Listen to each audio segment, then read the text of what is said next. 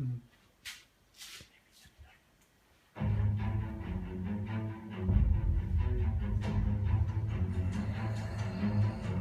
We should have known Oryx was coming. This is bad.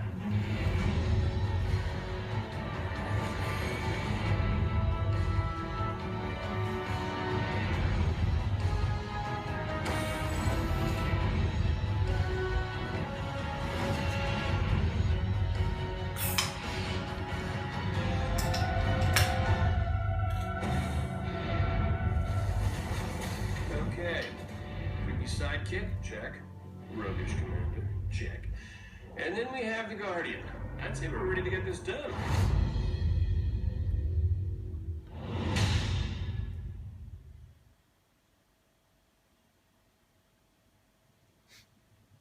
Hey, how are you?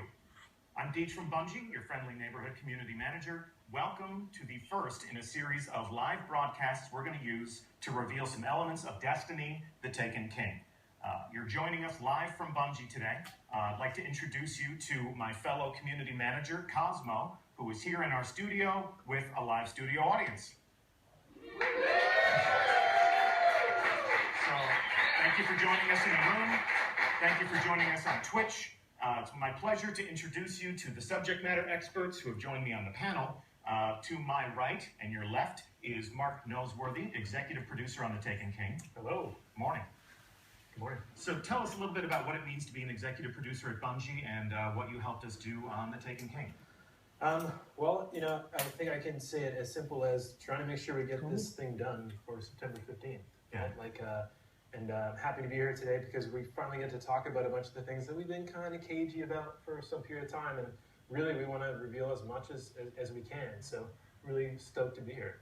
Good. Glad to have you. Obviously, we've been listening to your questions. We've been reading them on forums. We've listened to them on, convention show floors like E3 and Gamescom. Now we have an opportunity to show off these new systems and to talk about Destiny Year 2. And who better to help us with that than Tyson Green? Hello. Morning. Yeah.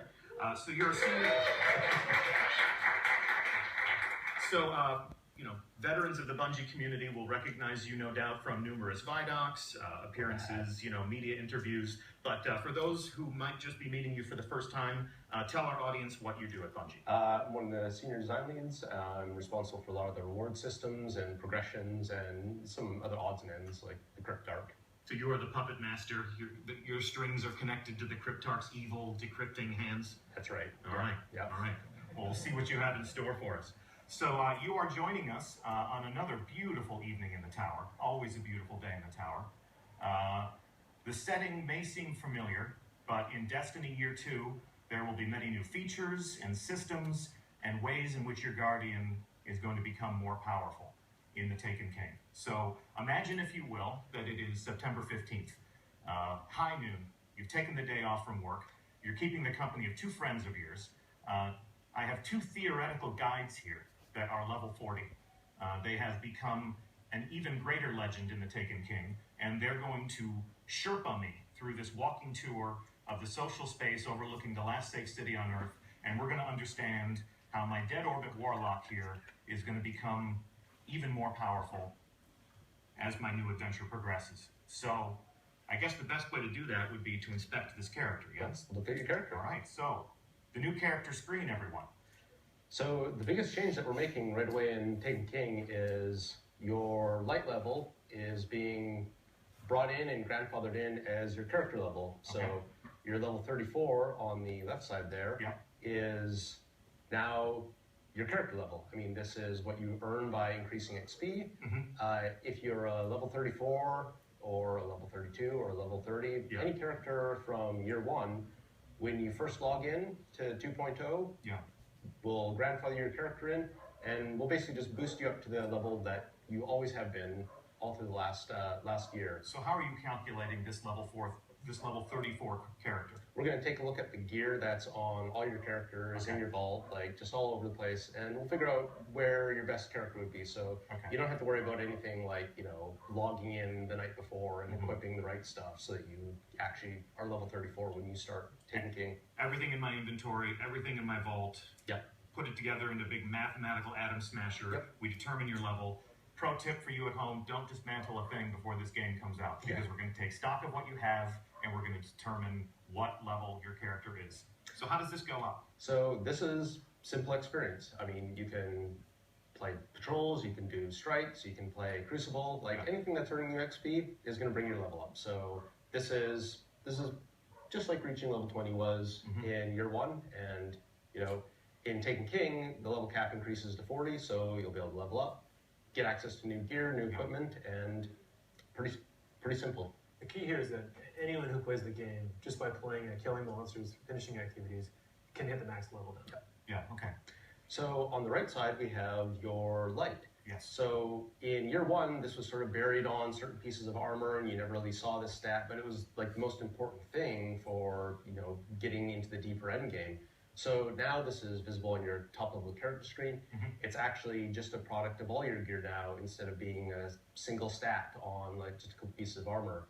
So if you look at a helmet, for example, you see you've got 190 defense, and defense and attack, they both just combine together. It's kind of an average, and shows up on your character. So as my your light level is an average of my attack and defense on my entire character. That's right. So all of these 190 items, the average would be 190. So what's bringing me down right now to 186? You might have a bad item equipped on one of your slots or something like that. See, yeah, you just got to go shell, which is a bit lower level. And ghosts have light now. Yeah, ghosts have light now. Your class slot has light now. These are all contributing towards making your character stronger. So there's, you know, there's more to pursue. You're not just doing a raid for like one of 4 slots that actually matter. Everything matters now. Everything's helpful for your character. Everything you do progresses you. Everything that you do contributes to a higher level. If I'm a guy who, and I am, filthy casuals of the world unite, if I'm a guy who likes to go on patrol while I enjoy the company of some friends, if I like to go into the crucible and fail miserably with people who are better at the game than myself, I will reach that level cap. Yeah, you will reach level 40, absolutely. You always tell an interesting story about, what was it, the meme of Forever 29? Yeah, like last year, you know, this happened to a lot of people where when the light level was the thing that you chased, it wasn't in your control, right? Like you had to get the boots, was it, in the raid to level 30, and the difference between level 30 and level 29 was pretty substantial. And now, like, light is a 3-digit number, and you know, 9 or 10 different items can contribute to it.